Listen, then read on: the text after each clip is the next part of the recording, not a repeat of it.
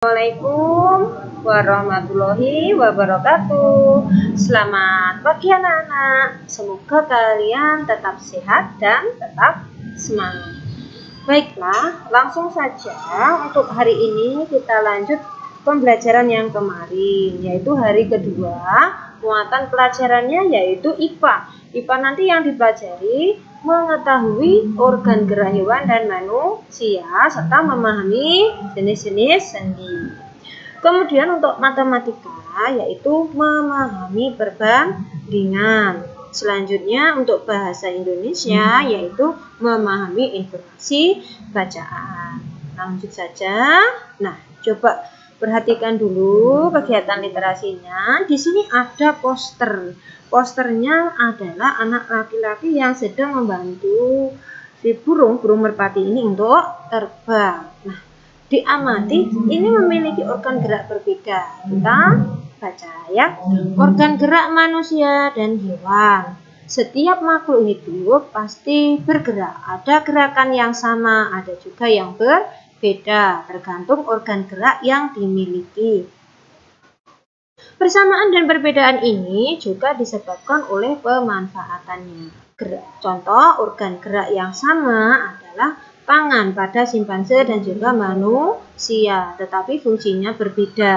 Nah, tangan simpanse berfungsi ganda, selain untuk memegang, juga bisa untuk berjalan dan juga berlari. Sementara itu, tangan manusia tidak digunakan untuk berjalan dan juga berlari, kecuali orang tunadaksa, yaitu orang yang kekurangan pada tubuh yang dapat menggunakan tangannya untuk berjalan dan berlari juga. Nah, di sini kalau diamati, burung dan semua unggas, hewan bersayap, berkaki dua, berparuh dan berbulu, memiliki organ gerak kaki dan sayap. Pada burung, sayap berfungsi untuk terbang, sedangkan kaki untuk berjalan dan berlari ketika di daratan. Akan tetapi, ada unggas yang sayapnya tidak berfungsi sebaik burung, contohnya ayam, itik, bahkan burung yang unta tidak dapat menggunakan sayapnya untuk terbang. Walau demikian, sayap itu membantu mereka berlari sehingga dapat berlari kencang. Nah, kira-kira setelah kalian amati ini bentuk tulangnya pada burung, kemudian ini tulang pada manusia, kita amati ya. Setelah membaca dan mencermati informasi visual di atas, coba jawab pertanyaan ini. Nanti kamu tulis di buku tugasmu ya. Sebutkan unggas-unggas yang ada di sekitarmu. Tentu banyak ya. Ada ayam, itik, bebek, burung dan lain-lain. Apa perbedaan organ gerak manusia dan burung? Tadi sudah jelas. Organ gerak manusia itu ada tangan untuk memegang dan juga kaki untuk berlari dan juga berjalan. Beda dengan burung. Burung memiliki sayap yang membantunya untuk terbang. Kalau kakinya untuk berjalan. Nah, yang ketiga, mengapa burung bisa terbang? Burung itu bisa terbang karena memiliki sayap. Nah, selain itu, burung itu terbang juga bisa bernafas karena selain sayap juga memiliki kantong udara atau pundi-pundi udara. Nah, di sini ya letaknya. Ini gunanya untuk menyimpan udara ya. Sehingga pada saat terbang burung itu masih bisa bernafas. Lanjut, apakah fungsi kaki pada manusia dan burung? Sudah jelas kalau fungsi kaki dan burung pada manusia untuk berjalan dan juga berlari. Nah, kita amati gambarnya. Di sini ada gambar katak, kemudian di sini ada gambar anak yang sedang melompat, keduanya melompat. Lanjut, ketika musim hujan tiba, biasanya anak katak itu ada di sekitar tempat tinggalmu. Perhatikan gerak katak tersebut. Gerak katak adalah kaki, alat geraknya. Kaki yang berfungsi untuk melompat, seperti gambar ini. Nah, bagaimana caranya? Posisi awal, badannya jongkok, kemudian kaki depan digunakan sebagai penumpu. Kemudian gerakan melompat yang kedua, yaitu menolakkan kedua kaki ke belakang sekuat tenaga secara bersamaan. Nah, kemudian saat melompat, kedua tangan diangkat ke depan dada, lalu diayunkan dengan menepuk lengan sehingga membentuk siku ditekuk. Nah, lanjut untuk literasi yang kedua. Ini literasi numerasi ya. Pada suatu hari, Nesa mengundang teman-temannya untuk latihan senam di rumahnya. Ibu Nesa berinisiatif membuatkan jus jeruk untuk teman-teman Nesa. Ibu, Nesa, coba ke sini sayang. Nesa, iya Bu, ada apa? Ibu ingin membuat jus jeruk untuk teman-temanmu. Ini, Ibu ada resep membuat jus jeruk yang pas. Kira-kira, apakah kamu bisa bantu Ibu menentukan takaran air dan air jeruknya? Baik, coba Nesa lihat Bu. Oh iya, berapa orang temanmu yang datang ke sini? Nesa, 8 orang Bu.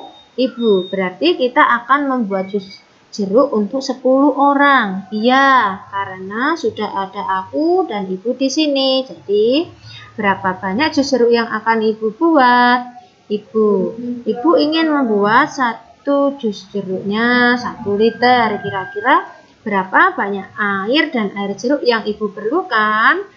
Nesa, berarti kalau 100 ml jus kita memerlukan 80 ml air dan juga 20 ml air jeruk. Perbandingannya ya 80 banding 20, atau dibandingkan 80 dibagi 10 itu 8, kemudian 20 bagi 10 2, 8 banding 2. Bandingkan lagi bisa 4 banding 1 ya. Lanjut di sini anak-anak. 1 liter ini sama dengan 1000 mili. Kenapa kok 1000 mili? Karena turun 3 tangga. Jadi setiap 1 tangga turun dikali 10. Jadi 3 tangga dikali 1000. Nah, di sini 1 liter jus jeruk 1000 mili ini isinya ada 80 mili air dikali 10 gelas, berarti 800 mili air. Kemudian ditambah air perasan jeruknya itu ada 20 mili air jeruk dikali 10 gelas, jadi 200 mili air. Nah, jadi gini perbandingannya ya, 80 mili air dan juga 20 mili air jeruk. Perbandingannya 80 banding 20. Atau disederhanakan lagi, 8 dibanding 2. Bisa disederhanakan lagi 4 dibanding 1. Jelas ya perbandingan? Lanjut anak-anak. Nah, tadi mempelajari selanjutnya adalah sendi. Sendi berdasarkan arah geraknya. Berdasarkan arah geraknya, sendi itu ada sendi peluru, sendi gulung, sendi engsel, sendi putar, sendi pelana, dan juga sendi geser. Nah, selanjutnya adalah sendi berdasarkan arah geraknya. Yang pertama ada sendi geser. Sendi geser adalah sendi yang memiliki atau memungkinkan gerakan antar tulang yang menggeser satu sama lain. Contohnya sendi pada pergelangan tangan dan juga pergelangan kaki. Di sini tulang telapak tangan kita ini tersusun alas ruas-ruas tulang. Ya, di sini ada pergeseran. Ini namanya sendi geser.